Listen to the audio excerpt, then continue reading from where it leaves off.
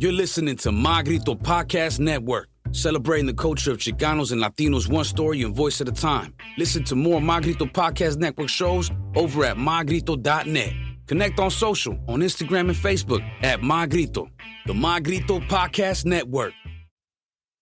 3, 2, 1.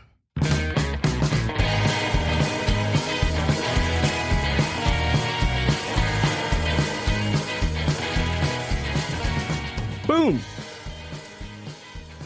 What is up, ladies and gentlemen? Welcome to another podcast of the Mind Buzz podcast. Thanks for joining us. Another episode. Whatever this thing is, I guess. If Amber says it's an episode, it's an episode. If it's not an episode, it's not an episode.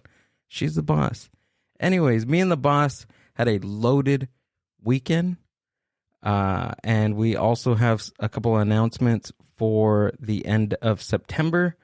But first, let's talk about our weekend. Amber and I went to the Elevate conference held by Chicano Hollywood. And I got to tell you, ladies and gentlemen, it was probably the most inspiring conference that I've ever been to. Probably the only conference that I've ever been to. I was going to say, how many conferences have you been to? I've been to a couple. But yeah, it was just an amazing Saturday. Unfortunately, we had an event on Friday, which I'll get into in just a minute. But fortunately, we had one. Did I say unfortunately? You did. Oh, that's bad. Geez. Sorry. Jaime, que me cuentas? My bad. Unfortunately, we were there for Saturday's event, which was amazing. They had an amazing panel. Do you want to pull up that video? Sure. For Chicano Hollywood? It was amazing. Is this one? Yes. Edward James Olmos was there.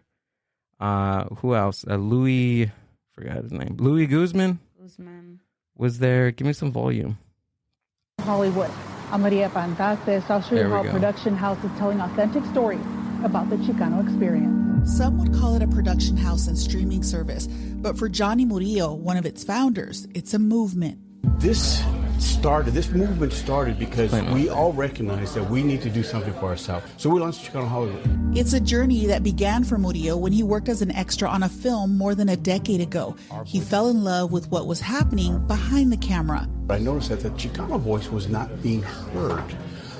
We were pitching ideas and concepts. We were never getting greenlit. Everything from dramas to talk shows and reality TV. Fellow founder Alberto Portillo is a producer and director who has created several viral videos. His goal is to be authentic while finding mainstream appeal. Well, this isn't really about the Elevate conference. Yeah, I was like, what the heck? Maybe that was the wrong video to choose. Well, we went to the Elevate conference, and it was a conference to bring people in the industry or wanting to break into the industry or just creators in general together to network and be inspired by people. So... yeah, so we were there on Saturday. They had a great panel. Also, Alfred Robles, Joey Medina, and Jerry Garcia were there on the comedy panel, which was awesome. It was great to see that. So if you're in the industry, watch out for Chicano Hollywood because they are doing an amazing job in getting us Latino creators all together in one place to network so we can work together. So I thought that was amazing. It allowed, I bought a shirt. So that says a lot. I bought salsa. And Amber bought salsa. Other than that, we have My Grito presents Soul Night at Hello Strangers, celebrating My Grito's 3-year anniversary on Saturday, September 23rd in Los Angeles. Maria Sanchez is headlining. Go to the link in our show description. Check it out. And, be there. Be there or be square. Amber and I will be there. So say hi. What else, Amber? That's it. That's it, right? Go. Okay, just go. And, we have our open mic September 21st. Oh, I forgot about that. Jeez, see, this is why we do stuff like this, because Amber forgets.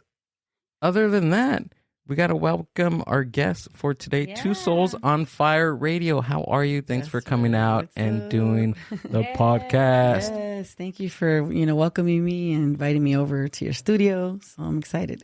Excited, I know. I every time I do something like this, I get nervous too. Yeah, but it's like a first date. Like me and Amber have like 3 first dates every week, and it's amazing. Yeah. Yeah. That made it sound really weird. I know. It's all right. Well, you get practice. You get lots of practice. Yeah, thanks for coming out. You just celebrated, well, not just, maybe just a few weeks ago, you celebrated your anniversary. Yeah, and first anniversary on August the 26th. You had a great event. Huge event, yeah. So go ahead and tell us a little bit about your event. Well, it wasn't not only me, but it was collaborating with a friend of mine named Josh Meza, which he's a comedian, a stand-up comic. And he goes by the name of Night Wolf Comedy on Instagram. So I actually had interviewed him on my show, and I had him there, in the studio, and we were just talking. And then I was telling him, I have my year anniversary coming up, but I don't know where to do it at. And I'm having a hard time trying to find venues and, stuff like that. And apparently, he was like, well, I could help you out with that. So he helped me out with that. He's like, let's collab, let's get a show going, and not only have artists, but comedians, because he's a comedian and he has, he's been doing his own production with comics, on his thing. He's been doing it on his own events and stuff. So I was like, you know what, that would probably work. Like, I didn't even imagine incorporating the comedians. Like, I just focused on artists because that's kind of what my show's all about. But he's like, let's do it. Let's go ahead and try it and see how it works. And man, it was awesome because we did not only have comedians, but we had solo artists, and we also had bands. We had 3 main bands on the stage were our closers. They were our headliners, all of them. So, and who were the bands that were there? Actually, you interviewed one of them, Quetzalcoatl, Obsidian Rising Records. His 3 bands were there. So Quetzalcoatl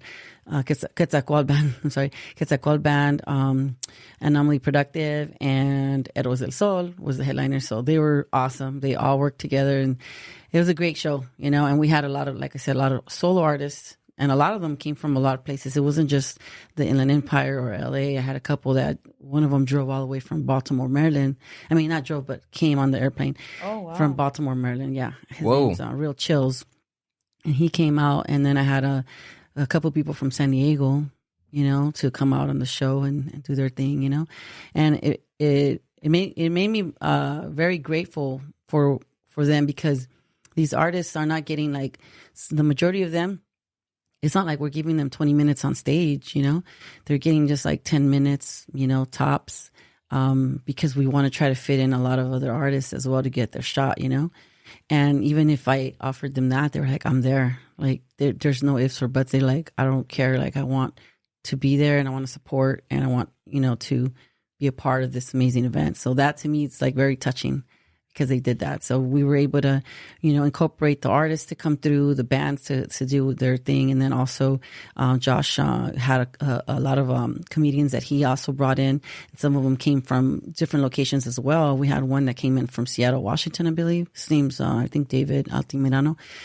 Then we had, not only that, but we had another collab partner of ours that we just met online, and he knew I was doing an event, and I hit him up and we talked, and he's a coordinator of a lot of lowrider clubs out in the Inland Empire, and he goes by Inland Empire Cruise Nights, and his name's Phil and his wife's Patricia. So we were interacting online, and man, we were like, okay, cool, let's do this. He's like, how many car clubs, more or less, how many cars do you need? And I told him, and he's like, all right, don't worry about it, I'll take care of it. And they all showed up. And so we had lowriders, and it wasn't like a competition or thing. It was just for them to like come kick it, show their cars, enjoy the community festival that we're doing, And so a lot of them came through. They were supportive. They were right there, part of it. And then not only that, we had vendors. We had like 22 vendors. Whoa. That was crazy.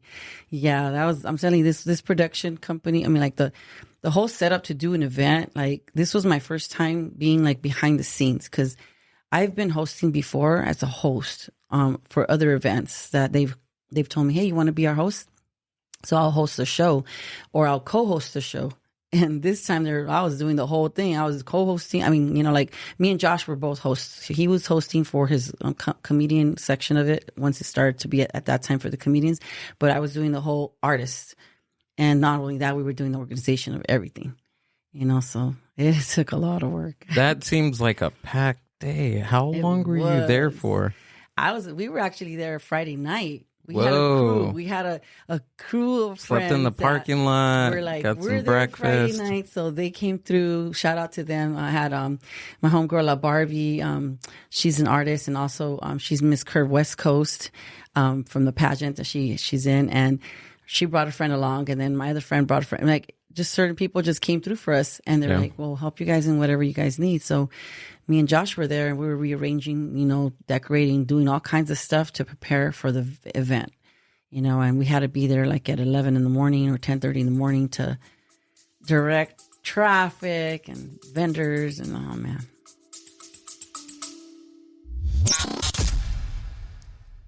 The Mind Buzz is powered by Mind Buzz Media. Mind Buzz Media is an on-site video and audio podcast production company. Have you ever thought about starting your own video and audio podcast? Or do you have an existing podcast that you want to take to the next level? Mind Buzz Media brings a professional podcast studio to you. Visit mindbuzz.org for more.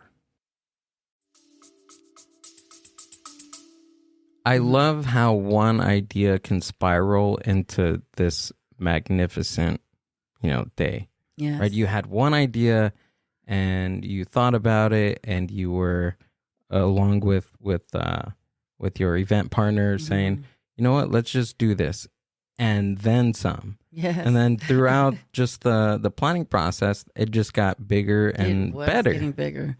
It was, because put it this way, look, we never even, I've been to a lot of shows, but I never seen where they incorporated tattoo artists. Like if you go to a tattoo convention, you see tattoo artists there because that's what they're for. That's the event. The whole event's inspired by. But I had Josh was like, hey, let's do a tattoo, a booth. And I'm like, you're kidding me. He goes, yeah. He goes, people's going to come get tattoos. And I'm like, oh my God, I've never had that.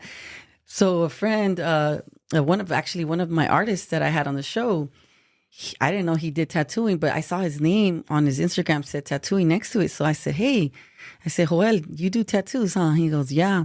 And I'm like, would you want to have a booth and do tattoos like live on the spot in my event for my 1 year anniversary? He's like, I'm there. He goes, me and my girl, we do that. And I'm like, no way. So I started browsing through their Instagrams and I'm like, oh shit, okay, let's do it. And people were getting tattooed. And I did not think that it was going to happen, because I'm like, well, who's going to want to get a tattoo at an event like where we have like singers? And I told them, is she going to be able to, like, because we were having them in the main room where the stage is at, and they were off to the side right there doing tattooing. So then, he said that they had a good turnout. That's wow. Cool, yeah. That is just so wild to me. When I was looking at your flyer, you had car club, you had a comedy show, you had bands, you had singers, you had vendors, and it was all in a brewery, right? Yeah, it was at the Escape Craft Brewery. Escape Craft Brewery. Yeah. Yeah, it's a huge it looked big. venue. It looks pretty big. Yeah, it's 2 rooms. There's one lounge area. As soon as you walk in, there's a first lounge area. And we had a DJ set up right there. DJ Sai1, he was mixing. And then on the main room, which they call the game room, that's where the stage was at. And like everybody was just chilling. And then they have a patio, outdoor patio. And then on the outside of the building, there was all the vendors lined up. All right there, all the food vendors and everything that we can think of that we were able to, get. They were selling their stuff, but it was a hot day. Oh my God, it was so hot. It was at the end of August, right? August 26th, because I remember you were like, oh, come out. Yeah. But I was like, it's my birthday weekend, and I think we already had something planned for that weekend, or else I would have made a cameo there. Yeah, it would have been dope. But yeah, it was super hot, and I give a lot of credit to all of Amber them. does cake stands, so that would have been a treat for you. For Amber to do a cake stand. Yeah, but it was super hot, man. Everybody was sweating up a storm, and it was just like, man. And then we even had the 360 booth, one of our sponsors. I seen that. That's so cool. Yeah, so one of Those my are sponsors, awesome. his name's LZ Entertainment. You guys should follow him. So LZ Entertainment is one of my sponsors. The owner is Louis Zuniga. And they have other businesses that they take care of and stuff. And one of them is the Glitter and Flash booth. And he's like, I want to take my Glitter and Flash booth. It's a 360 booth. That would be a hit at your event. I'm like, yes, like everyone's doing it at all these different events I see on Instagram. So yeah, he set it up and everybody had fun with it. And as of today, this was today. It was my first time that I posted all the videos that he sent me because he sent them through me to email. And I'm like, all right, today I'm posting them all and everyone could enjoy watching them and how much fun it was to be on there. And then I had a artist friend of mine, Breeze Beats. He created the background song to it. So while everybody's like dancing and moving, he's in the background and he made the whole beat and his voice comes on in it too. So it's kind of cool. Wow. It's like a little keepsake memory because our logos are on it. It's a digital keepsake. Yes. For your event and for the day. New age. Well, congratulations on the 1 year. It's hard to start something and be consistent, and let alone do it for a year. So congratulations. Yes, thank you. It was a great accomplishment. Yeah, of course. So you had this huge anniversary get together. You had a huge party, an event.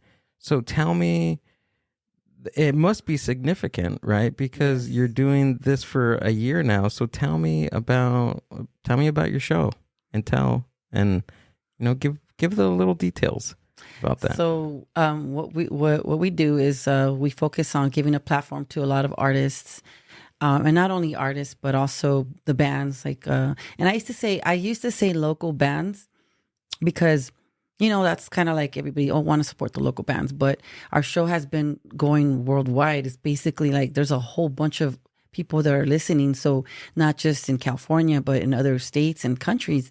So then, internet, I mean, everyone always says it's a bad thing, but no, it's a good thing because we're able to support one another through the internet. Right. It's a good thing if you know how to use it and you use it for a positive manner and use it as a tool. Exactly. So therefore, I'm able to put the artist, either be a band or artist, on a platform and play their music. So we do a show called Triple Shot Tuesday. And it's funny because at first, like at the time when I created it, I had stopped like totally drinking. And it was just a test for me that I wanted to do. I was just like, I'm not going to drink anymore. And then when I was given this opportunity to create my own show, I called, better to call it is Triple Shot Tuesday. And my friend's like, well, you don't drink anymore, so you got to be drinking on the show. I was like, no, I don't. But the way I made that, so the way I made the name up was because when I was a kid, when I was younger, my mom used to listen to K-Love back when we were in LA. Oh, I love K-Love. You remember that station? Yeah. So I think every Thursday night, I remember she would put it on, and the radio host would play like either 2 tracks of the artist and then talk about them. And then I was like, the mini conciertos. Yes, right? he would do that. Right. So, and I fell in love with the concept. So then when I was given the opportunity to create my own show, I was like, you know what? I'm going to do back to back, basically 3 songs per artist. And I called it Triple Shot. Because I'm throwing 3 songs at you, back to back to back. And then in between, I talk a little bit about the artist. And how I incorporate that is that when they submit their music, I put it on the rotation. But I don't put all 3 or all 4. Because I usually ask them to send me about 4 songs. And then out of the 4, we'll pick like either 2 or 3. But the majority of the time, we just put 2 out there on the rotation. And then I'll keep the other 2. Like to myself, like I want to listen to it the day of the actual show because I want to be surprised. I want to get that authentic like reaction. Yeah, that genuine reaction, the genuine reaction from the music. Yeah. So basically, like on Tuesdays, we'll just do the Triple Shot Tuesday. We'll talk about them a little bit. I'll talk about them a little bit. It's only me, and then I'll play the song, and then the next track like that, and then we'll just have fun with it, and then it's just three artists for that 1 hour. And then But then I started doing this other thing where I was like, you know what? Because I moved from one studio to another. So now I started at a small studio. It was just a little tiny little thing. And then now I went to a little bigger room. So now I'm in the bigger room. And now when I created it, like, wow, well, actually this room's going to fit like 5 people to interview. And so I said, you know what? I'm going to start buying a little bit more of equipment, and I'll be able to do like this, like live interviews. So I started like, asking certain people, I'm like, hey, would you be willing to come in and do the live interview? And they're like, yeah, I'm there.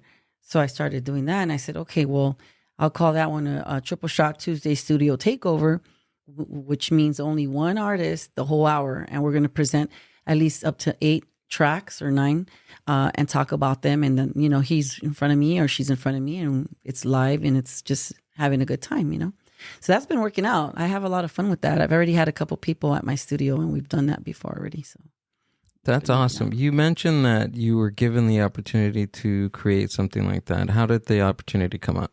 Because a friend of mine, at the time I was acting. I do a lot of acting on the side. Like I do comedy skits with they're called Cover Your Ass Entertainment. I don't know if you've ever heard of them. But so Cover Your Ass Entertainment, it's a group of people that they want to also film, do comedy shows, do comedy skits, and then also do short films. The main organizer, his name is Carlos. So he's the one that he does a lot of writing. He's very intelligent on that. He just loves writing books, and he's already had one book written.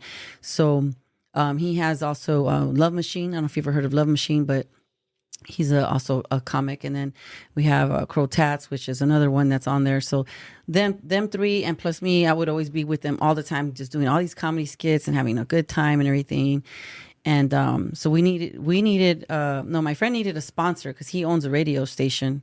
They play, like when you have all these DJs and you want to get like exposure to the DJs. I don't know if you've ever heard of this, but it's called Vinyl Diffusion Radio. And what they do is like, if you know a DJ and that DJ needs like more business, what better way to help him out and give him a set where he can play his tracks and do his set on live radio. So Vinyl Diffusion Radio gives that opportunity to DJs out there that want to go ahead and present themselves and give them more exposure. And then if you hear them on the radio, you're like, oh, I want to hire that DJ. He sounds fresh.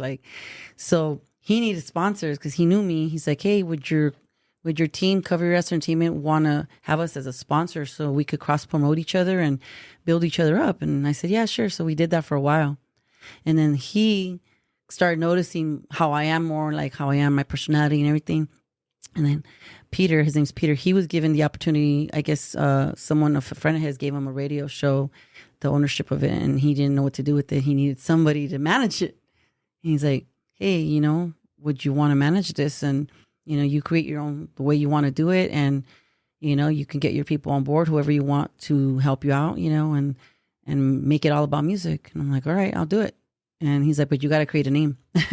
He goes, I'm not going to be able to help you with that. He goes, you got to create your own name. So I did. And I kind of copied it off my Instagram name that I have as a personal thing. That's how I created the name.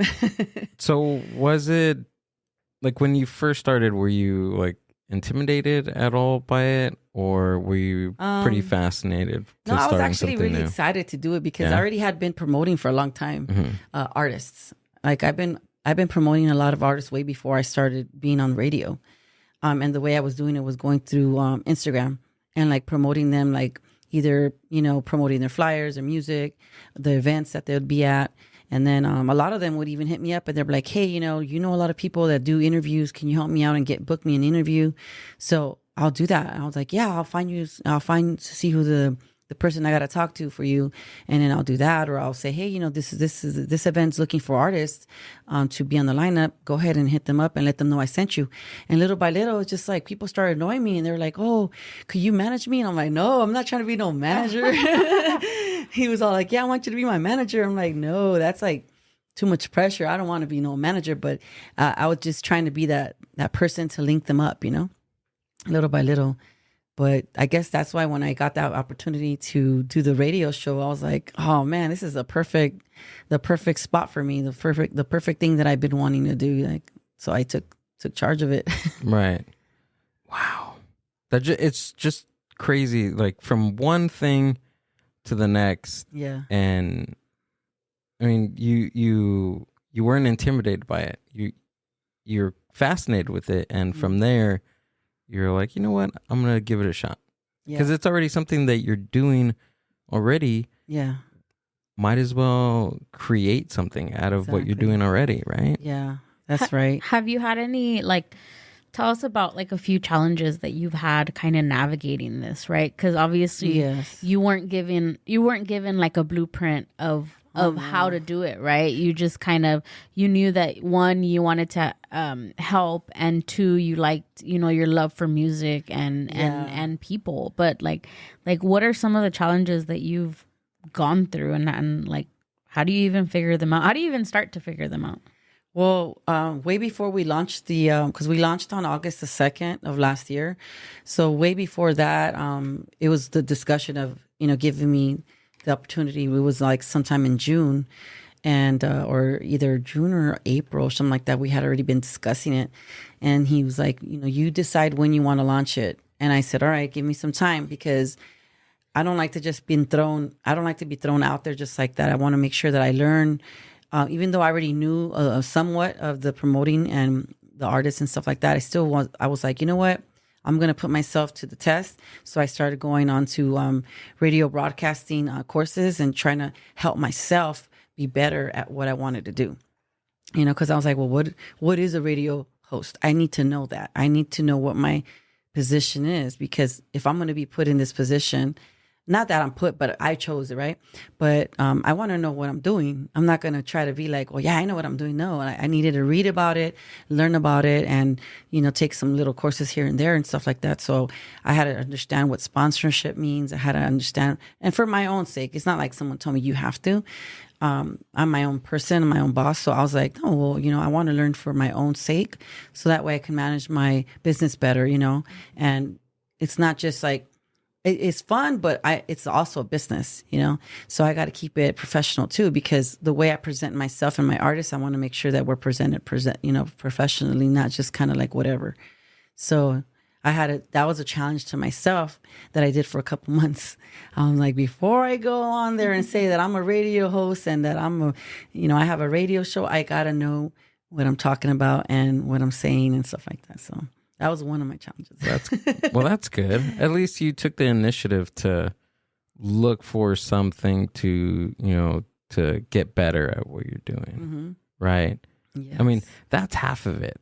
Yeah, that was because the tip of the iceberg. There's nothing like learning on the job. And I'm pretty sure that there has been multiple things, right, during your year journey of doing this. So is there something significant that you can tell me about that you learned on the spot?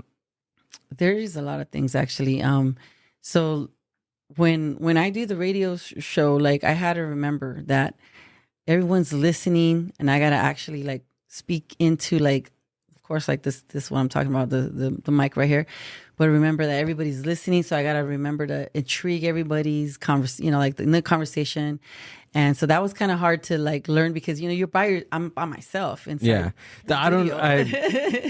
praises to you, because I wouldn't be able to do that. I mean, I tried it, but it's awkward. Even if I have Amber, she's on the other side of the screen, and it's still awkward. No, and not even that, but it's like us, like, we at least we're able to see like expressions. So like if something, we need to change the subject, someone looks like they're uncomfortable, then we can tell by body language. That's what I'm looking at. I'm looking at both of you and trying to do things like that. So doing it alone, where you don't know if, who's saying yes, or, you know what I mean? Like conversating back to you in their car or whatever, like that's hard. Like kudos to you, honestly.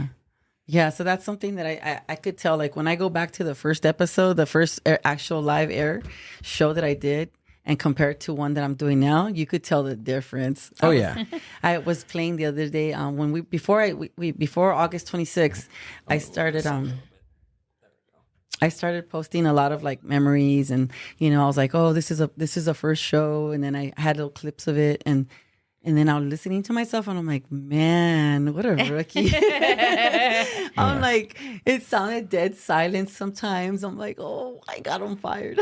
But it's good that you went back and, took inventory of those early shows, because you can see the progression throughout your first time being behind the mic versus where you are now. And that gives you some sort of this positive reinforcement that you are learning, that you are taking it day by day, but as a day by day progresses, you are also getting better at your craft. Yeah. And that's good. And that's what makes me happy, because I'm like, because there has been times where I felt like I did want to throw in the towel.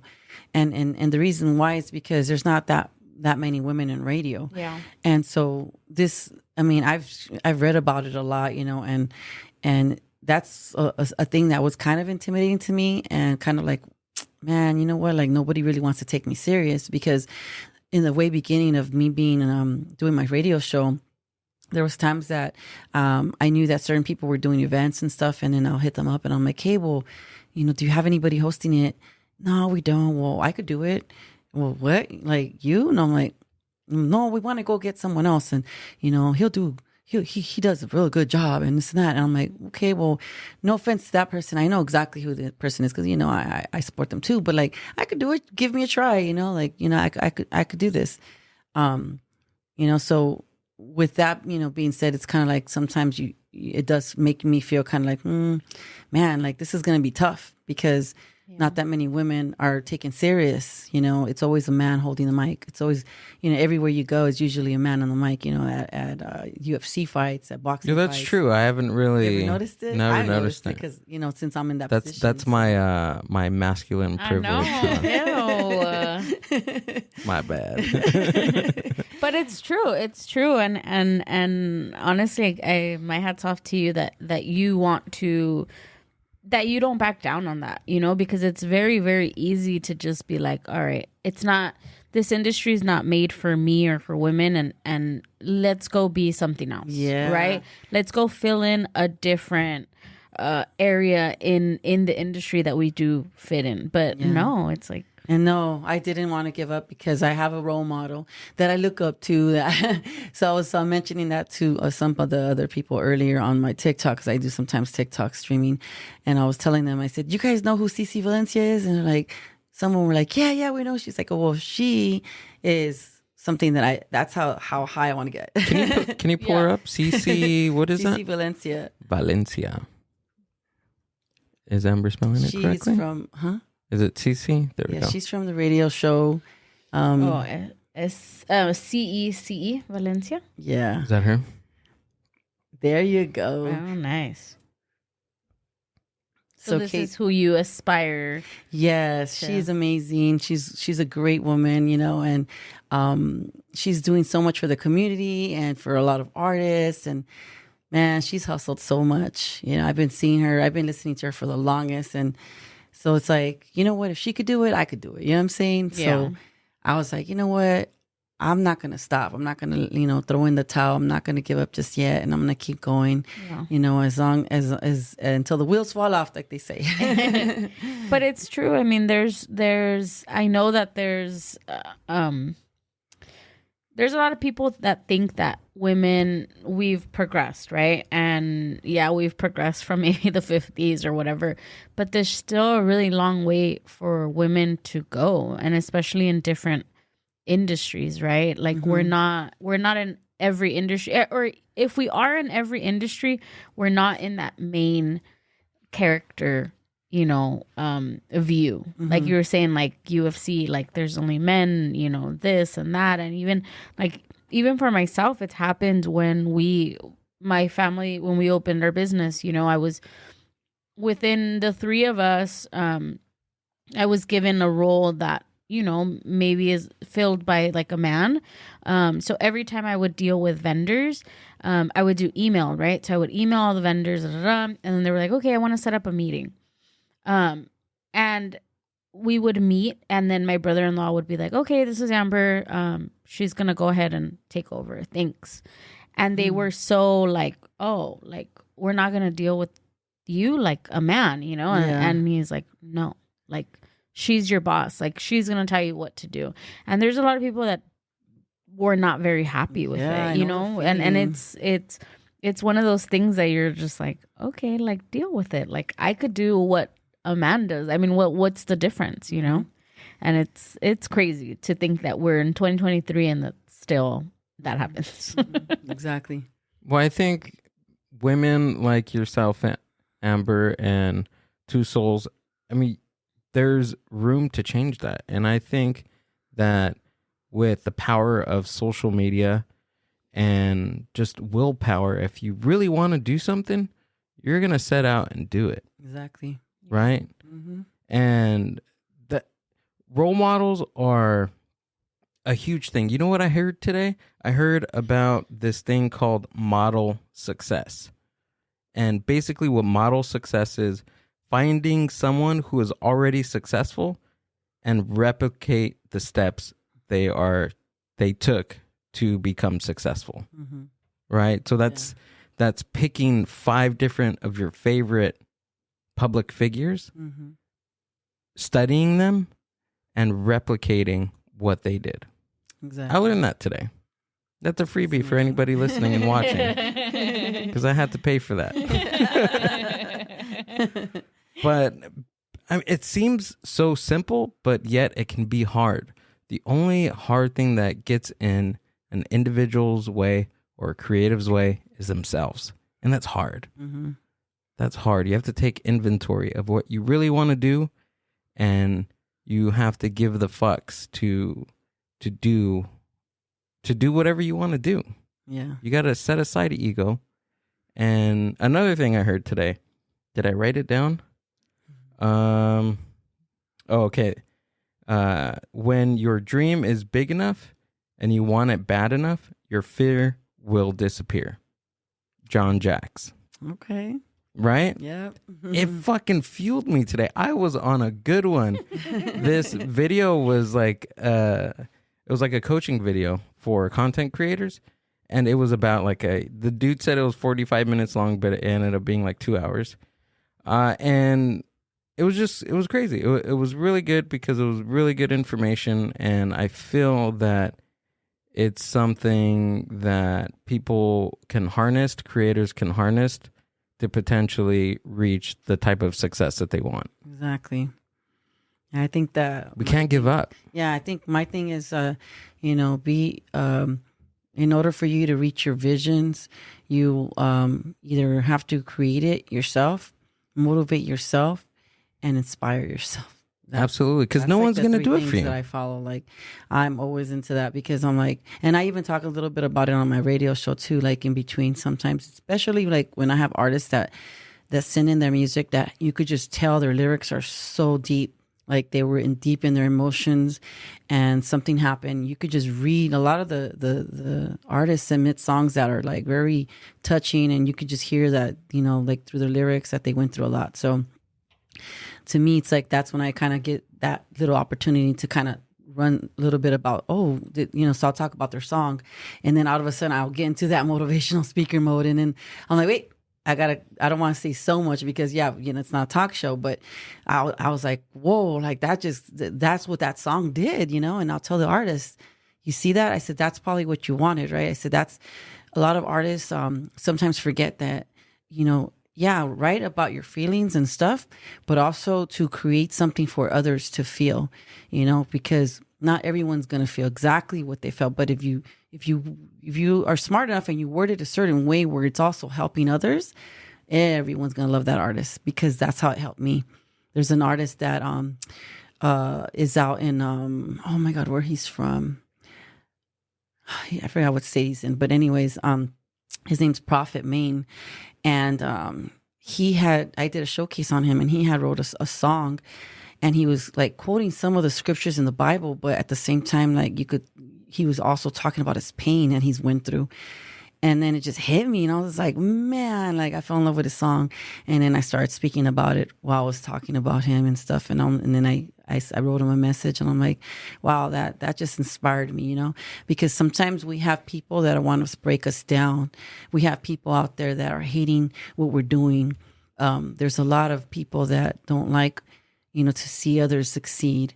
And so, especially in our own culture, I don't know why it's, but why is that? We were just having, well, not we, but I was having the conversation like that with a group of different podcasters, content creators, just today about that. And the stem from that conversation was about the Chicano Hollywood event. And I told them, I was like, hey guys, next time there's a thing like this, come out, we can all come together and we can all network together. And somehow the conversation steered into, well, what would be the difference if we showed up to the event, because we've already tried with different creators and different podcasters, and it all began it was negative. Oh. Like all the interactions were negative, right? And I asked him, I was like, why does that have to happen in our community? It doesn't have to happen that way, right? I feel like if we each individually, we all stay in our, I guess maybe stay in our own lane, but also still work together to build success, like with your group, because that's what it's about. It's about community. Mm-hmm. And what I've been thinking about the past couple weeks is that we didn't start seeing the Mind Buzz grow until we got out of the studio and started making contacts.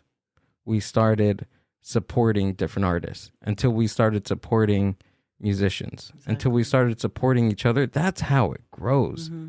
When you build a community and staying positive within that community, it doesn't have to be like that. Yeah. And I agree with you. That's the reason why I'm even though I do the show, like I said, I do the show every Tuesday night and I have fun with it and all that.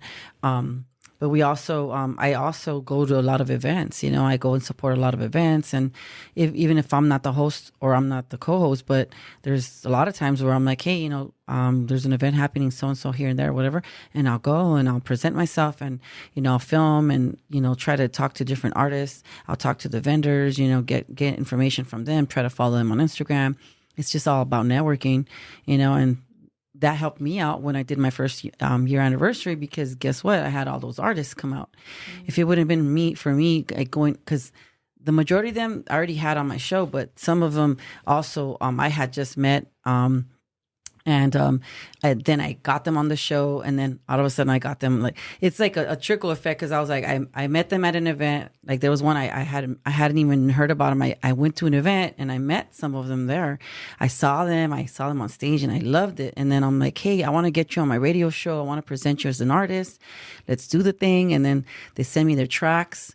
I got everything that I needed together. I showcased them on the Triple Shot Tuesday, and then we're done, right? And then next thing you know, August comes around, and I'm creating my lineup, and then I'm like, well, I want my day ones to be on there, so I'm going to have my day ones on there, our artists, but also the newcomers that I just met that are really inspiring. So I was like, I'm give them opportunity to be on the stage too. So that's what I did, and it was wonderful. So it's not just about staying in the radio, in studio, but it's also like going out there, shaking hands with the right people, making connections, So shaking babies and kissing hands. Shaking babies, no, not ladies and gentlemen. No. But you had Isak out at your event, right? Yes, I did. That guy is amazing. Yes. We had him do a set at one of our first and only live podcasting event in Whittier a few months ago, and he was awesome. Yes, him and Killer Left. He had a homie of his that he did a feature, and his name's Killer Left. And it was his birthday that day, and we all said happy birthday to him too. The same day of my event, it was his birthday. Isak's? No, Killer Left. Oh, okay. The feature that he had with them, and they both did their thing on stage. So it was amazing. Isak, we still got to talk about you doing the Mind Buzz, by the way. Hey, but no, I was sorry not to change subject, but I'm still thinking about what you were saying about. Is that why you didn't change the camera? Yeah, because I was thinking. Okay. No, I was trying to kill a a zancudo that's roaming around here, getting my legs. I know. Sorry. I noticed it. He almost went in my mouth earlier. I don't know if you noticed. I was going like this. I was like, You're fighting them off. See, Sorry. I was trying to it's kill real it. tiny too. They're not big like they used to be anymore. No, They're really it's What the heck kind of studio are you running here, gonna Amber? go in my mouth. Jeez. Come on, man. That's what I was trying to do. I was trying to kill it. Sorry. No, but I was thinking. Sorry about that. I know, putting me on the spot. I'm over here trying to save everybody.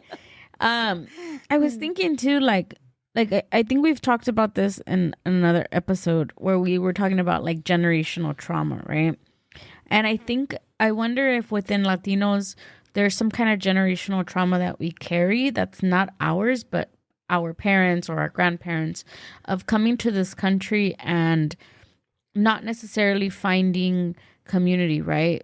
Kind of. Do you speak Spanish? Yes. Like what they say, like rascándose con sus propias uñas, like saying like pretty much like scratching my own back, right? Yeah. Like instead of the whole like I'll scratch your back if you scratch mine. Yeah, It's always been like no, like everybody scratches everyone scratches their own back. Mm-hmm. So I'm thinking that I wonder if we carry that generational trauma of them coming to this country or coming, somewhere else and it's like it's just me and my family. I'm working for me and my family and nobody else matters.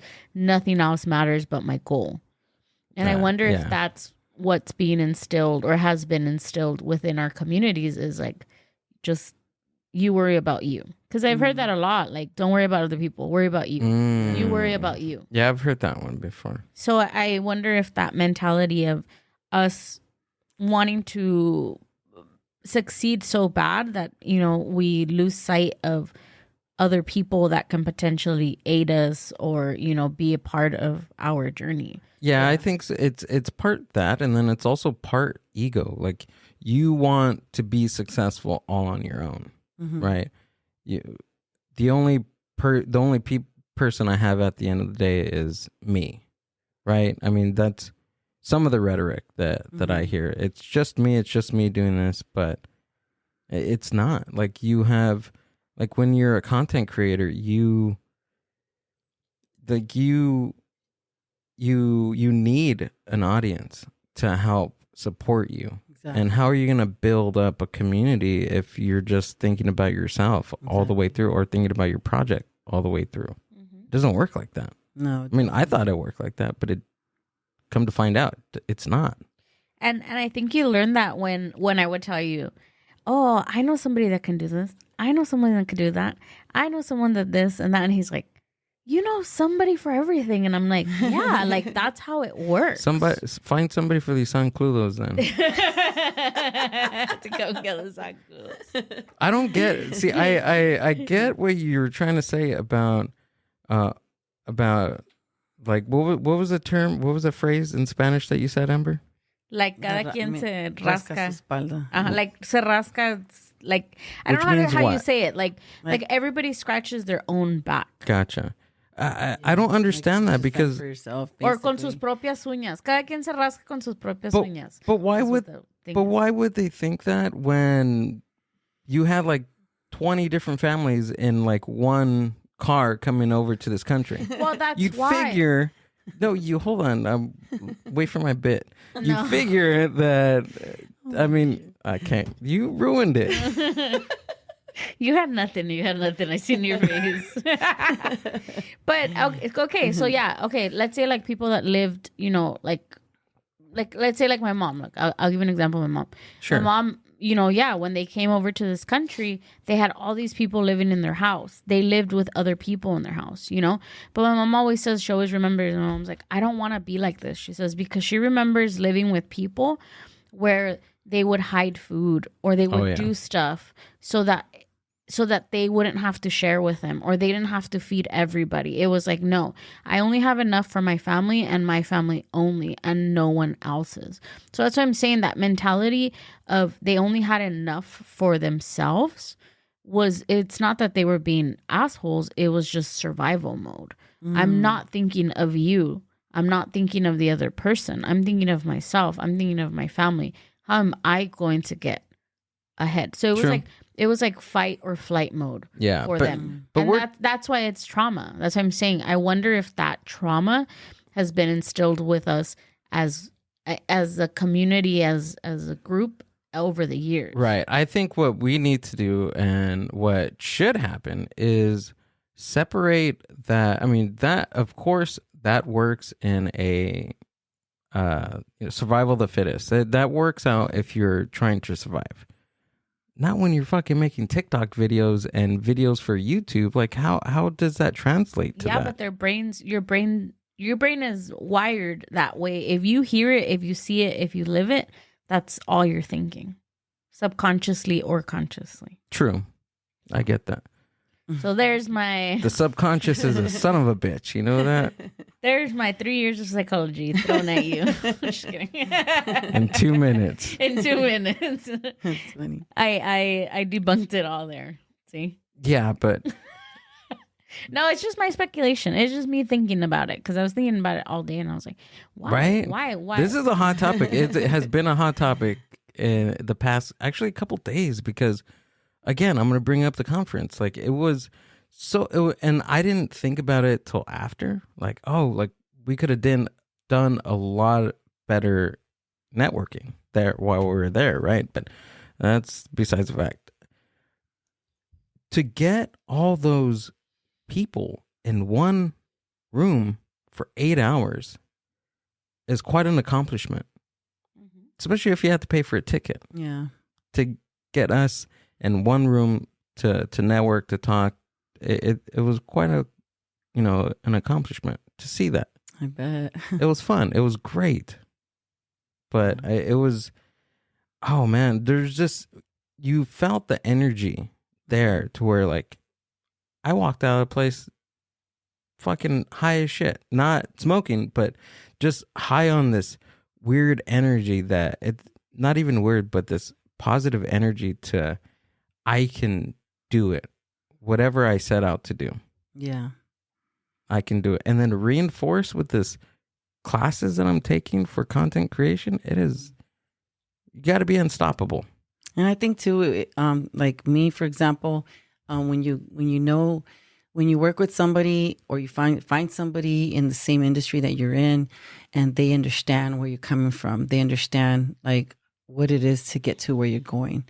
So I have a collab partners in the radio show that I work with, and a lot of them, they kind of do the similar things as I do. They've been doing it longer than I have. So when I told them, hey, I'm going to have this radio show, would you guys be down to be my collab partners? And they said, yeah. And I said, all right. So it's kind of like they're carrying me on their wings because they've been doing it for the longest. So I just put them on there, and then they help me with the show, and it just feels good to like talk to them because they understand what we're trying to put out there, what our vision is. Yeah, you're building the community. That's what I love about them, because that's what it is. We're going to work through this together. So one of them is named Long Beach Carlos. I don't know if you ever heard of him, the Nightcap Bootleg. And so he does a lot of interviews too. And lately he's been doing a lot of hosting, a lot of events, like concerts, like big concerts and stuff. So, and then I have my other collab partner named Tony's Talk Showcase. And he's been doing it almost like 4 years, I think going on 4 years now, where he's promoted a lot of artists as well. And then a friend of mine named Frank Vibes, which is on YouTube, he's been doing it too. So I'm like, man. And so when we network and we talk about what we're trying to get and what our goal is within ourselves and within our little partners and collab partners that I have, we see the same vision. We're like, we want to put the communities out there to understand, like, you know what, we could all have a good time, listen to this wonderful music. There it is. You got him. Got that bitch. You found one, baby. That's me.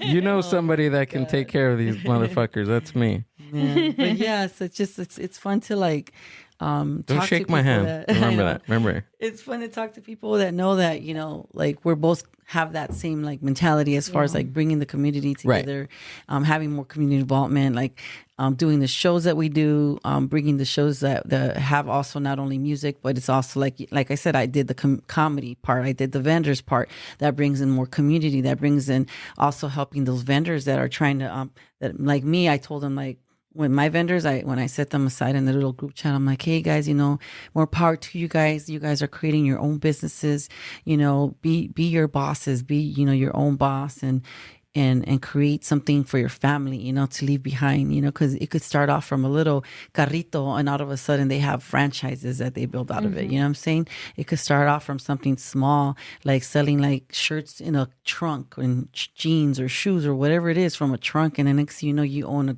damn 3-story building selling, your shoes and all your stuff that you created. So to me, it motivates me and inspires me to do a lot of events that have to do with having vendors to be set up to do their thing, because it's helping feed their families. Yeah. And I know it's hard out there for a lot of the vendors that don't have permits and stuff like that. A lot of the shows that I've been a part of, that I've been grateful to be a part of, they've never really been sticklers on, hey, our vendors have to have licenses or permits or whatever, et cetera. We just want them to show up. They pay the small fee of, for the vendors, for the booths and reserve a spot. And there we go.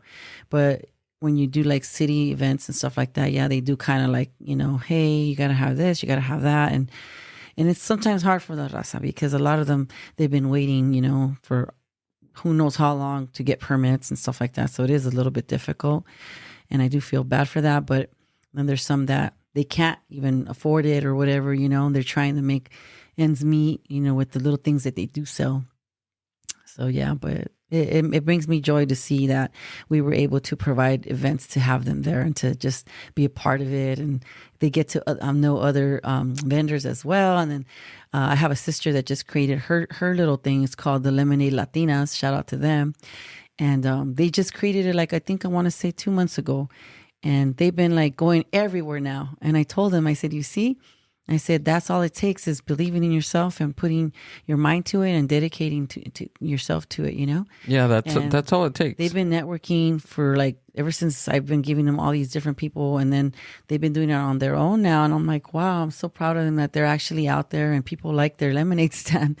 So it's a joy to see that my family has their little thing going on too, besides me having what I have with my radio show. It's also been a part of, I've been a part to help them out. I've been able to help them out some kind of way. There it is. The Lemonade Latinas. Is that them? Mm-hmm. The Lemonade Latinas, Realto, California. We are 4 Latinas trying to help everyone defeat this California weather with some yummy lemonade. Nice. They do private events and more. Just DM them. Yeah, okay. Definitely. Check them out. Oh, that's cool. That's awesome. I love the name. That's cool. Yeah. That's very good. Yep. And it's yummy. Yeah. And it's real big too, man, and it's worth it. And then they've had time where it's certain events that they allow them to put little alcohol in it. Damn. Amber always has those little vodka shots in her purse, Yeah. So No, I can don't. just grab it out of her purse She'll be and like, yeah. She gets me every time. He's lying. I don't even drink. I'm in a movie theater and she pulls out a bottle. I'm like, where'd you get that? He Crazy. wishes. He's saying what he wishes. oh man. You want an alcoholic girlfriend? No, I've had one of those. It didn't end Doesn't well. work out, right? No, I had a lot of black eyes, but we're not here to talk about that. So you've had some very positive, influential people around you, right? Helping you reach your particular goal, and growing your show, and becoming the host that you want to be. You aspire to be like Cece. What's her name? Cece Valencia. Cece Valencia. Have you come across like anybody that has been negative towards you? And if that has happened, anybody personally, you but don't I've heard have it over to. the grapevine. Okay, you don't have to say any names or anything like that. But how would you navigate something like that? So I've had a couple incidents, and it's just basically like, to me, it kind of makes me realize, like, wait a minute, like, I might not be like, I'm not trying to mimic anybody. I'm not trying to copy anybody. Like, how you said earlier, like, pick out at least like 4 different, role models that you follow and see how they did it and stuff like that. And that's, that's good thing to do, good recommendation. But for me, like, I would do that, but then I would also say, you know what? Okay, that's how they did it, but I'm going to take it a step further and do it my way. Like, I don't want to do my thing the same way, identical as someone else. That's why I always say, like, I might be doing a radio show that's promoting artists, that's promoting bands or music. And there might be 10 other podcasts that are doing the same thing. But I'm not going to go to that person and say, hey, why are you copying me? Or why are you being like my radio show? They could do whatever they want with the radio show. Like, you could do whatever you want with your podcast. More power to you. You know what I'm saying? We could all learn from each other, but it doesn't mean necessarily that I'm going to go and copy exactly what you're doing. Like, I'm going to have my own flavor to it. I'm going to add my own spice to it. Right. And I'm my own person. There's only one of me. So you're only one of you. And therefore, there's no way I can even say it. You're just like me, or you're just trying to be like me. Like, that'd be petty. Like, I would be like, you know what? Like, I'm proud of what you're doing.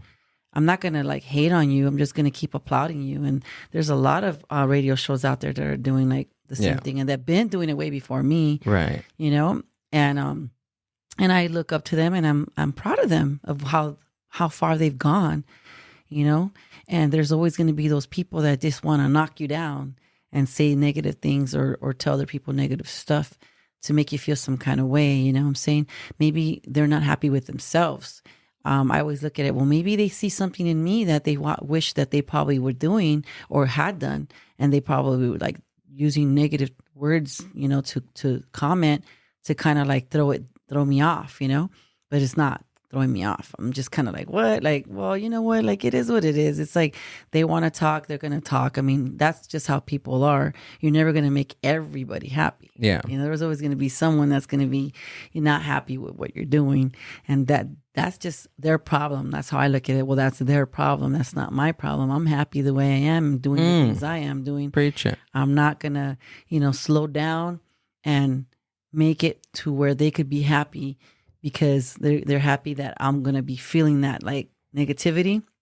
Like, that's how I look at it. Like, every little word, I feel like, you know, like they're just trying to stab. Right. And I'm going to be like, ouch. And then little, start getting little, like a little person. Like, nope. You keep on stabbing as much as you want. And guess what? The seed that's planted in me is growing even further out. You know what I'm saying? It's like when you pick a soil, you know, you pick it and you grow a plant, right? But you got to kind of pick a little bit of that soil to get that water through it, right? And then it grows even stronger. That's how I vision it. I'm like, someone's going to keep on poking at me with words and words and words. Because people always say, well, words, they don't hurt. No, but sometimes they do. You know, depending on where you're at in your state of mind at the time. But you always got to focus on like, no, okay, you know what? They're saying this. It's a reflection of how they're feeling. Right. I'm happy. I'm great at what I'm doing. I'm excited. I'm motivated. I'm not going to let one person or two or three or whatever their words were to make me feel lower, you know? And that's one thing that my mom always used to teach me, is that no te dejes que hablen de ti. I could say in Spanish, right? Yeah. Yeah. I'll translate to him. Yeah, my mom would say, like, no dejes que las personas hablen de ti y hacerte sentirte bajo porque no lo eres. Do you think you're low? Do you think that you're like that kind of person that they're saying? And I'm like, no, I'm not like that. Well, then don't let those words manipulate your mind if you know the kind of person you are. And you know what? Who's the most important person to judge you is God. No one else but him could judge you. No one else is going to be able to look at the way you're doing your things. And I'm like, you know what? You're right. And so I know where I'm at with my life and my stage. And I'm like, you know what? Like, I've done good to people. I've never done any harm to people. And I never wished any bad upon anybody. You know what I mean? So let them talk. Let them talk, and I'll keep doing what I'm doing. And I'm not getting in no one's way. Like you said earlier, stay in your lane. I do stay in my lane. But if there's going to be a person that needs my help, or that is welcoming to accept my like suggestions or whatever, and we could work like that together to raise each other up, that's what I like. I'm like, that's why I like working with the collab partners I have, because we help each other out. Actually, I misspoke. I don't like using the terminology for staying in a lane. Mm-hmm. Fuck the lanes. I'm going to erase the lanes, because we all need to be going towards one goal together. So screw the lanes. I backtrack. All right, there we go. I'm taking the lanes and I'm taking them off the street. But I think what is important in what you just said is that you are taking you know where you stand within yourself, right? Exactly. You know who you are, you know what you want, and nothing's going to stop you.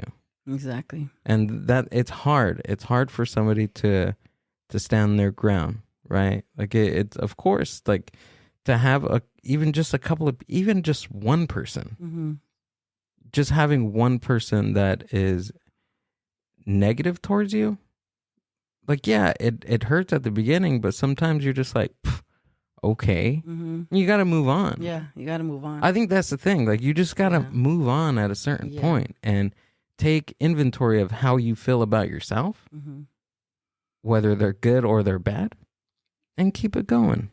That's it. Exactly. And unfortunately, not everybody is like that. And there is people that have been able to get under someone's skin, you know, someone that's either starting out, you know, their podcast or whatever they're starting out, their business, or, you know, even within family, sometimes, you know, there's no support. There's like, oh, que se cree, you know, oh, he thinks he's Mr. Goody Two-Shoes actor.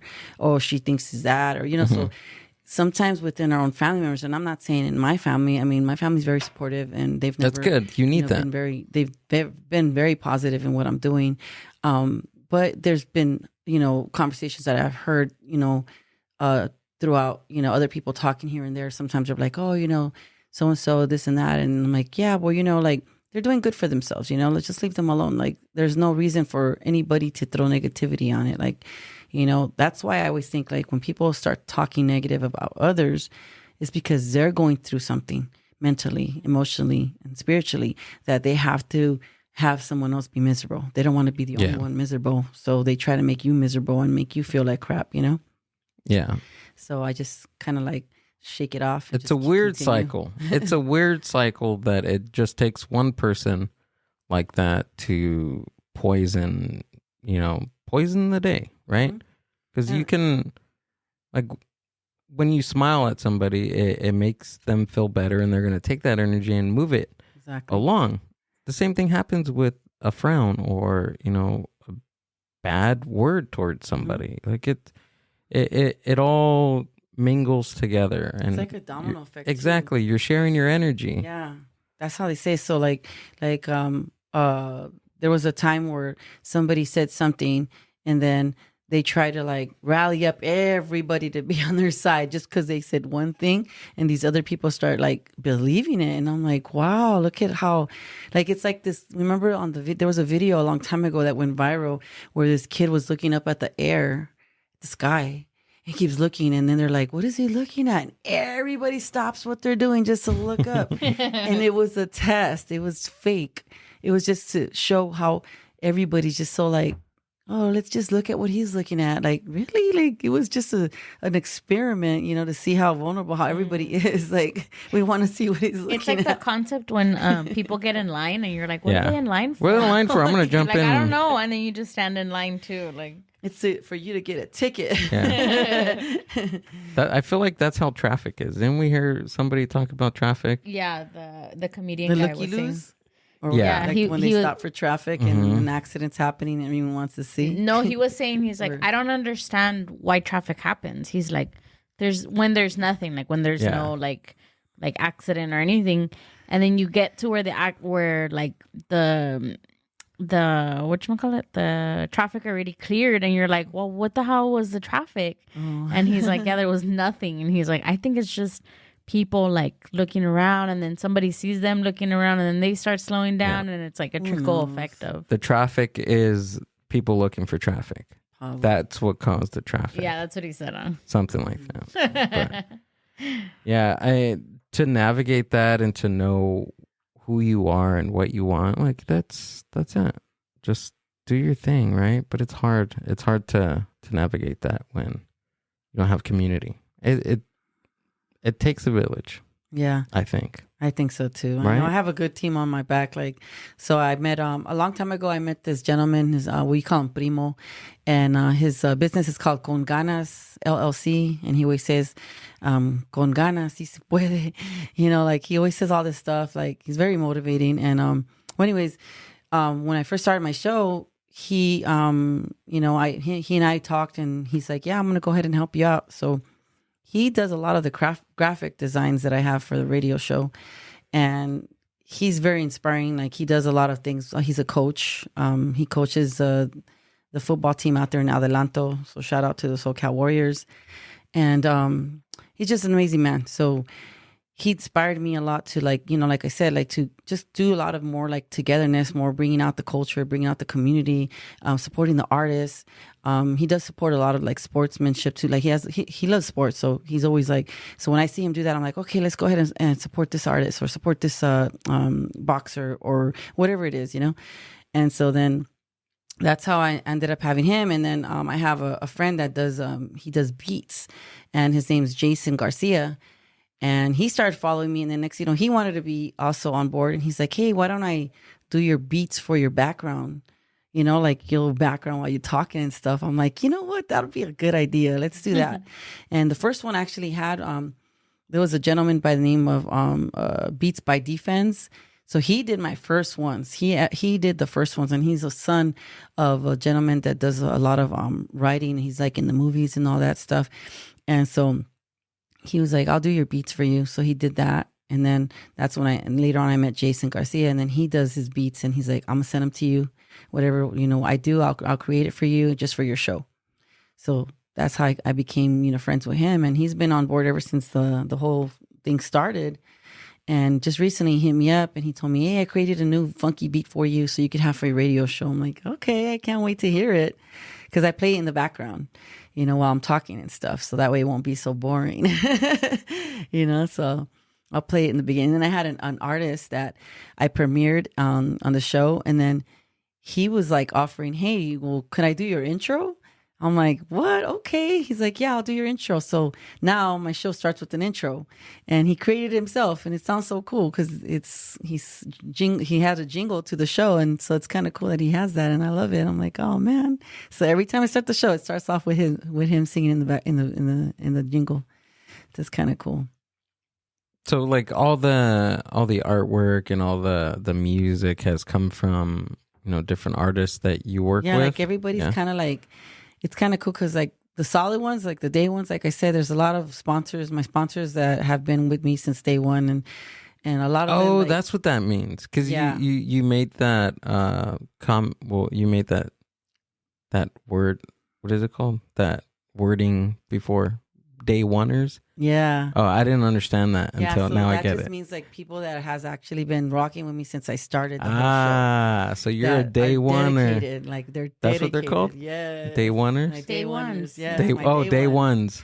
My day oneers, my day ones, like they've been rocking since the beginning that I started, and they've been with me ever since. Like they say always, like till the wheels fall off, like we're gonna be there supporting you. So that's what that is. And there's a couple of sponsors that just had started with us, like the LZ Entertainment. He just started with us not too long ago, and then our new ones, the Unlock the Magazine. So Unlock the Magazine is owned by Isaac, which he goes by Free Wicked on Instagram. And he created his magazine, and now he's going on his 6th edition, which I'm so proud of him because he's doing this all within the jail cell. He's locked up. I did his interview a couple of weeks ago and got a full interview on him, and we played his music and talked about his magazine. Wow. And then he has this website, and he also owns this thing called Snail Mail to Jail, where like if you want to write to somebody that's in jail, you can go ahead and write to them. So he has that, you know what I mean? And he's really inspiring. And not only that, he was even able to get my radio show an article. He gave me a 3-page article in his magazine on the 5th edition. So we talk about the radio show on there, and that was pretty interesting too, to have our actual radio show in a magazine, and it's floating around everywhere in the country because he sells his magazine in the website. And then I was blessed he sent me a whole box of magazines, and I was able to sell them at the event. And to this day, I'm still selling some. I have some at home. And when I do like my studio takeover, I have them right there sitting on the side. And I'm like, hey, would you like to buy this magazine? And they're like, oh, let me see. And then I've already sold a couple just by having them in my studio. So I helped them out. And then also with the Cover Your Ass Entertainment, I was able to come out in 2, in their 1st edition and their 2nd edition. So in the first edition, I came out, but as a model because I was modeling. So I'm their calendar girl on their first edition. And then the second one, he decided to talk about my radio show. I love my calendar girls. Throughout this journey, what were some of the highs that you've had besides your event? That is one accomplishment, doing something creative for let alone 6 months, but a full year, which congratulations on that. Yeah. What are some significant moments that kept you going throughout that year? Is there any that comes to mind? Yeah, I think that having to like be out there and just getting to know different people and breaking out of my shell, because I mean, I'm a very outgoing person, but then there was times where I did like find it a little intimidating, especially like if I go to an event where there's other people doing the same thing as I am, because I'm not the only one there that's like doing like podcasting or radio show, whatever have you. So there was times where I would kind of sit back and I'm like, I want to go up to that person, but I don't want to sound like creepy or like, who are you? I don't know you. Like, I've never heard of you. And that was that's intimidating part of me. It's like, well, they don't even know who I am, like they're not going to want to talk to me.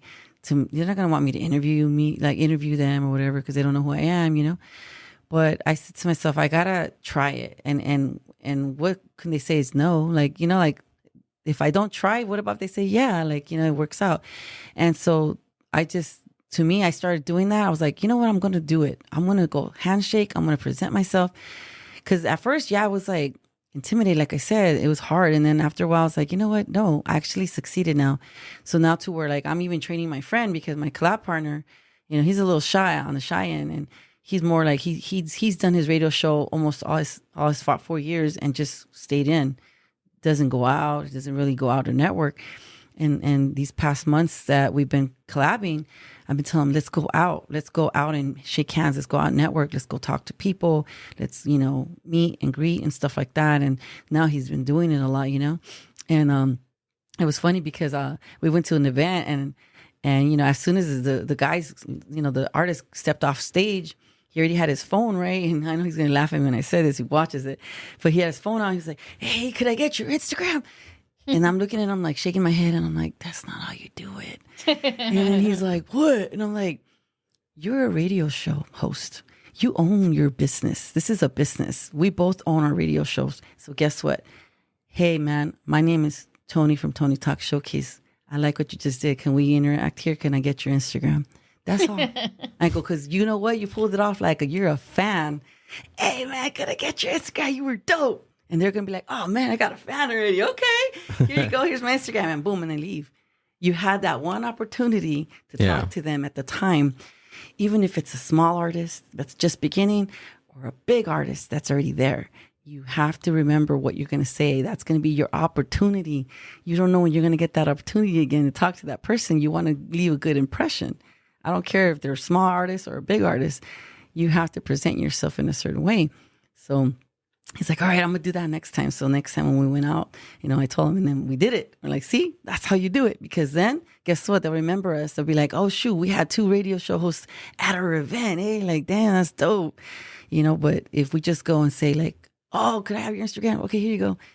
And then, they're like, they don't remember like, well, I mean, you can get his Instagram. Like we can find anybody's Instagram on whatever. Like, why use that opportunity to ask him for something that you can potentially already know without even talking to the person? Well, not all the time though. If you're in an event that there's so many artists that sometimes you don't catch their like their name or like like it's just That's true. Been like that. It's we've had that happen this past weekend, haven't we, Amber? That we heard somebody talk or we seen somebody and we're just like, oh man, we forgot to get the contact information. And that's why. So that's why we sometimes, I know that's like the first thing we want to get. Like the girl you met in the restroom, Amber, remember? Yeah. And it's also not even about like I get what you're saying, Gil, but I get what you're saying is like, it's the impression that you make on them, right? Yeah. It's the like your friend, he was excited, and maybe that was his first thing, was to be like, oh, I'm networking. And networking to him is just exchanging or adding people on their Instagram and things like that, right? But it's also more than that. It's making a connection. It's making an impression. It's hey, I'm here. This is what I do. Like exactly what you said. Like, hi, my name is, da, da, da.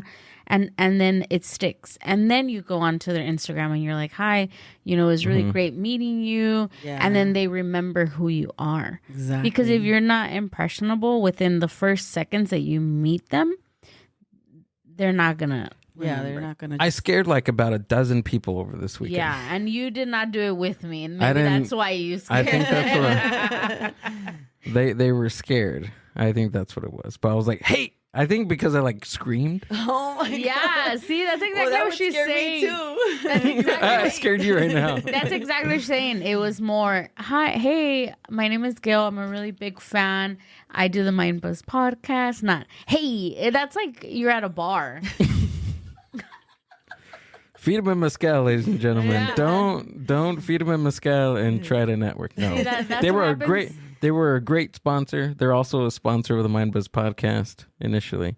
But no, I get it. Like there could have been, different ways I could have been about that. But Amber, you're the PR. You're all PR with when it comes to us. Yeah, but I thought you were walking right behind me, and then I turned around and I was like, where? You know what it was? It was the only opportunity that I have, and I went for it. Yeah. I think there was two things going on, and I'm not making excuses for myself because I am making an excuse for myself.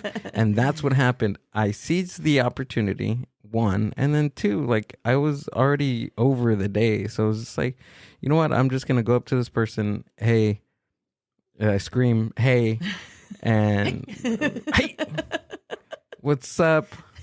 But, I DM'd her and she read it, so I got left on scene. So maybe that was bad. See, she was probably like this creep, this weirdo guy, weird bald guy with glasses. This good-looking guy with glasses. You have a lot of more opportunities. That's fine, and it's a learning curve. You gotta exactly. It's a learning curve. I did. Now I know what not to do, even though Amber could have told me don't do that. Well, I didn't know you were gonna do that. Sorry, my bad. But if it makes you feel any better, I've been doing it the other way, like how I suggested it to my friend, and 9 out of 10, they'll respond, and there's always that one that kind of like doesn't. So I was like, oh, it didn't really matter, even if I did like present myself, because that person still hasn't messaged back, or they just kind of left it unseen, but I don't take it personal, because sometimes a lot of times they're busy doing stuff or whatever. They're working on their content or whatever have you, so they'll come around eventually. I didn't get that until that thing happened to me. Like I didn't, like I get it, sending people messages, hey, you want to do the podcast, hey, you want to meet, whatever. I didn't get that until like I seen people read my message, and like everything starts funneling in, right? Like you start overthinking, and that's me. I'm just an overthinker. And now I get it, because now I have all these things going on. A good friend of mine, Steven Gaxiola Gax, we're gonna set up something to do your podcast, but he sent me his link to his Calendly to set up a show for him and I to go on his podcast. And it's not that I totally forgot. It's just like he got me at a weird time when I was doing 10 different things. Oh, okay. You know what I mean? Yeah. So I get it now. Like it happens to people. It happens to all of us. But, I had the decency to at least say, hey, dude, I texted him, like, personally. Hey, dude, I didn't forget about you. Let's work out the time still, right?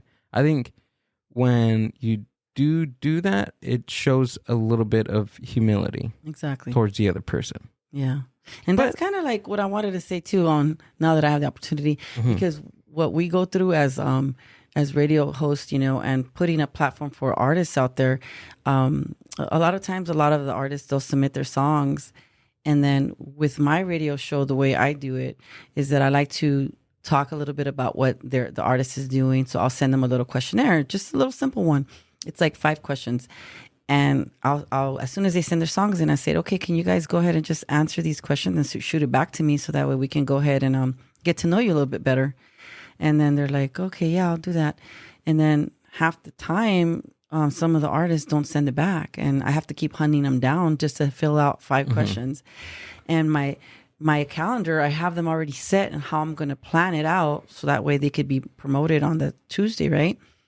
And so then Tuesday's already here, and I'm like, Tuesday's almost here, and I'm like, man, this artist hasn't sent me their information. What am I going to do? Like, I have to keep rearranging this. Just make it up on the spot.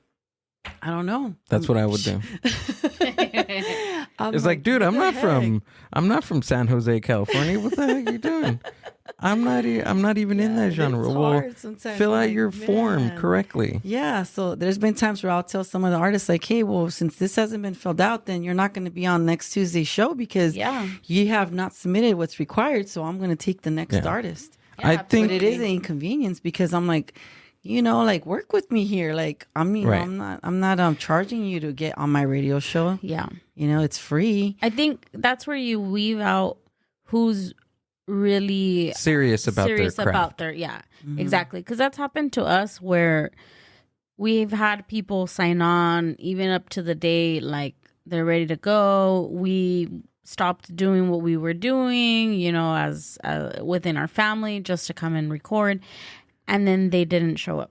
And there was no call? There was no like, hey, I can't make it. Hey, this happened to me. Hey, like there was nothing. We literally were sitting here like, they'll come any minute now. And that sucks because that takes away from you as well. You're trying to do things as professional as possible. And yeah, they're helping you out by giving you some content on your place, but you're also helping them out. And that's when you get bummed out. And I know like Gil used to get bummed out, like if people canceled on us or things like that. And I would just be like, you know what? It's okay. Like, yeah, I don't care anymore. Yeah. Now, no, it's not that I don't care anymore. It's just like, I'm not going to let that road bump mess me up. Yeah. Yeah. But then, what sucks is that like if they do it, how many times do you allow this person to keep doing the whole cancellation thing? Like, I mean, if they give you in advance, it's different. But like how you were saying, no shows, how many times are you? Because I know they're going to call you and they're going to be like, hey, dude, you should have called that day, but you didn't. All of a sudden, 2 days later, they're like, oh, sorry, dude. Like, I couldn't call you, but can you get me back on the calendar so we can book an appointment? I couldn't call you. Yeah. Come on. We have computers in our pocket that can call people across the nation. That's not an excuse. Yeah, but it's be real with your excuse. Yeah. You got to just... Like, I get it. There's certain things that happen, and I get that because things happen all the time. There's always emergencies. Right, there's emergencies. But when it's consistent emergencies, I mean, come on.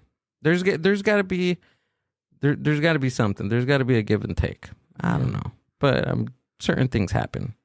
And we'll just leave it at that, right? It's one of those things that like I would tell them, it's fine. For that one person that doesn't show up, there's going to be 3 more that are. Yeah. True that. That's true that. We fixate on the negative and we fixate on what didn't go right when there's so much more that went correct.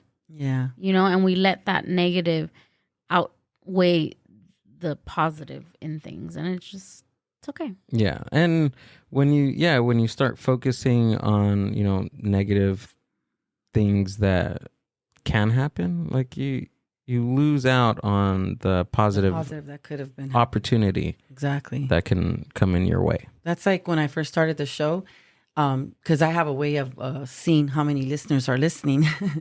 So the more I kept looking at it, like in the beginning, I'm not going to lie to you, it was, of course, I'm going to start off as one or 2 listeners because I'm barely learning. I'm barely getting out there. People are learning about me. But sometimes I'm like, man, there's only 1 listener. And then I was like, man. So it kind of like put me down a little bit. I'm like, man, no one's going to ever listen. Like that number's going to stay like that for a long time.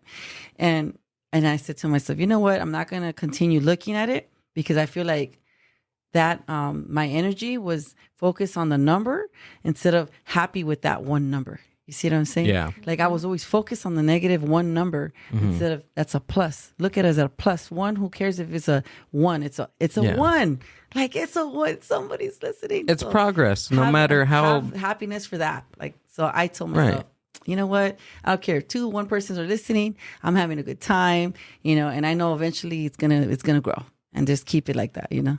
Somebody said this, I forgot who it was, but I heard it recently about stand up. If you can't handle 5 people in the crowd, how are you going to handle 5,000 people in the crowd? Right? If you can't make these 5 people laugh, then you're never going to make 5,000 people laugh. Oh, I see. Yeah. So get your shit together, and doesn't matter how big the room is, get that room. Whoever's listening, at least grab their attention. Because if you can't grab one person's attention on a podcast, what makes you think you're ready for the 1,000? Yeah. Right? Mm-hmm. So that stuck with me. Yeah. It was powerful. I forgot who said it. Maybe I said it. Just kidding. But yeah, no, I get really happy now because now it's been, like I said, a year. And now when I look at the numbers, I'm like, oh, wow, like we have a lot of listeners, and, you know, the map's growing, you know, because there's a little map that you can tell, and the spots that turn I love those blue. little maps. Oh, my God. Yeah, when I see all the little blue spots, that's where all the listeners are at. And before it was like little bits of blue here and there. And now it's kind of like it's taking over, man. I'm like, man. So not too long ago, I remember, like, I think I want to say in May, I think it was in May where I announced, and I'm like, oh my God, we have a lot of Russian people listening to us now because it's blue. And I'm like, thank you, gosh, like for everyone listening out in Russia. And I know a lot of them probably don't maybe understand what we're saying sometimes, but you know, there's a lot of supporters out there, you know, international countries, especially we have a lot of Canadians, we have a lot of Brazilian people listening to it too. And then we just got people from Asia. I'm like, how do they understand us? They understand. That's cool. They have they have crazy technology out there. Yeah. There's got to be something. Probably, but yeah, I'm amazed how it's, like I said, it's just growing. And you know, we not only go live on Tuesdays, but after we're done with the live, we save it and then we post it and we put it on iHeartRadio. So we have all our shows there listed from 1 all the way to now, and anybody could listen to it from day 1. So you celebrated your 1-year anniversary August 26th. Mm-hmm. What's in the future for you? Well, this was something that I wanted to talk about that I'm very happy about because this just happened on September the 2nd. So we collabed with another radio show called PUSO 82.3 FM, and they are on live 365.com, but also they have connections with the live radio out there in Ohio. It's an 82.3 FM. And so they heard my show through Tony's Talk Showcase because Tony, my collab partner, he would sometimes be like, hey, do you want to send one of your shows to me and I'll promote you on my radio show? And I'm like, you would do that? He's like, yeah, why not? So he played me on his show, which his show always comes out on their show because he's partnered with them. And so they heard me, I guess, through him. And then he told me that they hit him up and they're like, hey, you know, like, how can we get in touch with her? So then we exchanged information and all that. And we, you know, now they have me on the radio show. So I have a spot. When I'm done with my live show on Tuesdays, I send them my show, just like how I used to do it with Tony. And then they promote me on Saturdays at 10 a.m. Pacific Standard Time and 1 p.m. in Ohio. And to me, that was like a great accomplishment. I was just ecstatic. I'm like, oh my gosh, like we're actually on an FM dial in Ohio. So when I'm on TikTok, because I get on TikTok a lot, like that's my free time. Like I was telling earlier, some people, I'm like, hey, you know, I got a TikTok, but don't be sending me stuff to do on there. Like, oh, promote this, promote that, because that's my little release from my account, business account. You know, because I have 2 business accounts. I said, so those are just for during the day, you know, but when I'm on TikTok, it's me time. I'm acting a fool, having fun, you know. And so anyways, I have a lot of friends that live out there. And I said, hey, you guys, go to your radio station on 82.3 FM. Go to the car and put it on. You're going to hear me on Saturdays at 1 o'clock in the afternoon. And they're like, oh, man, no way. And I'm like, yes. So I'm just like, I just wish I could see the person's expressions, like when they're out there listening to my show. I'm like, man. So September 2nd was the first one. And then every Saturday after that, we're going to be on there at 1 o'clock on their time in Ohio. So that's a great accomplishment because not only it's being heard, you know, on my website, through on Zeno FM, through the iHeartRadio, or through Tony's Talk Showcase, but Now it's like more like it's on its own now, like at the FM dial over there in Ohio. So it's awesome. Thank you to PUSO, man. That's cool. Well, congratulations. That's quite an accomplishment. It is. In the medium that you're doing. Exactly. And not only that, we also do a show called Band on the Rise, which I know I took a little back burner on that one because I was having some technical issues. But so that's a show that we do on YouTube, and it's a 30-minute segment, and it's highlighting the bands. And what I was doing and how I constructed that is that I would ask a band like, hey, would you like to be interviewed? And what show are you going to be at? And if it's something doable, we're there. And then they'll even get us tickets. They're like, okay, here. So I'll get a free ticket to go backstage with them, and I'll record them on stage, and I'll get their interviews backstage and talk to them and one-on-one. And then I'll create a whole little segment of them being on stage, talking to them, getting to know them one-on-one. And then I'll put it on YouTube. So I did a couple of those. This last one that was, the next one that's supposed to be on is Héroes del Sol, which, that's where I had a little bit of technical issues, but they're going to be the next ones on the show. So that is expected to be on YouTube. So that's part of also the Two Souls on Fire radio segment that we have. It's the Band on the Rise. Two Souls on Fire, thanks for coming out and doing the podcast. Yeah, thank you. I appreciate it. Me, man. You can't hear the music, but the outro music. So go ahead and tell us where we can find you, and then also what you have coming up in the future. Okay, well, you can find me on Two Souls on Fire Radio, and we do have a website, and we have Facebook and Instagram, and we have a event coming up. I don't know when it's going to air, but okay, so September 30th, we have an event with Tony's Talk Showcase along with Two Souls on Fire Radio in the Firewater Bar in Ontario, California, and we're showcasing a bunch of artists, you guys, so you guys are all invited. It's 21 and over, so come through, have fun, and also expect me as a host at the La Mas Festival October 22nd, and that's with Stronger Together Now.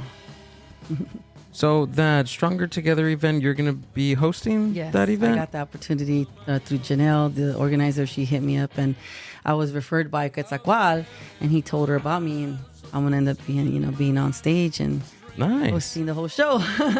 Congrats. Yeah. And we're looking at Two Souls on Fire Radio. The website. Yes, right now. The website. So through there, they can click on Listen Now and support the artist 24/7, listen to music. Take to the Zeno FM and just play, and you can listen to all the music while you're exercising, showering, cooking, whatever. Awesome. Cool. Amber, do we have anything coming up? Just the open mic on September 21st, and then also the 23rd, My Grito's 3-year anniversary show with say hi to us. Maria Sanchez. Come out and say what's up to Amber. Mm-hmm. Not me, because I'm going to be getting blasted. No, just kidding. Ew. No, but come get blasted with us and Amber. With him, because stop painting me as an alcoholic. What's up with you She's not today? an alcoholic. Jesus. She used to be. I'm sorry. No. Hey, I want to shout out Paul. Paul's the one that told me about you guys. It's my trauma. Oh, yeah, that's right. Yeah. Shout out to Sipatli. Thanks, man. The Mind Buzz.